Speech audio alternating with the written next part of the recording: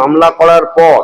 ওনার ছেলে এবং ওনার দাদার ছেলে দুজনকে স্কুলে মানে স্কুল ফেরত পুলিশ জোর করে থানায় তুলে নিয়ে যায় এবং সেখানে তাদের ওপর মারধর করে, অত্যাচার করে এবং পরিষ্কার বলে যে তোদের বাড়ির ফ্যামিলির লোককে ডেকে এখানে লিখিত মুচলেখা দিতে হবে যে তোরা হাইকোর্ট থেকে মামলা তুলে নিবি। পরিষ্কার এইভাবে অত্যাচার করে এবং তারা যখন সেইটার বিরুদ্ধে বলতে যায় তাদেরকে 6.5 ঘন্টা থানায় ওই দেবাশিস রায় নিজের ঘরে বসিয়ে রাখে। এক ফোঁটা তাদেরকে জল পর্যন্ত খেতে দেওয়া হয়নি, বরং তাদেরকে বেল্ট খুলে তারা মারে এবং বাড়ির লোককে ফোন করে বলে 2 লক্ষ টাকা দিতে হবে তবে ছাড়বো, না হলে ঢোলাহাট থানায়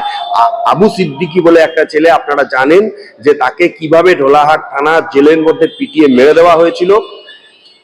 সেই আবু সিদ্দিকীর মতো অবস্থা করে দেওয়া হবে। তারপর ওইখানে একজন আনরেজিস্টার্ড মুহুরি আনোয়ার,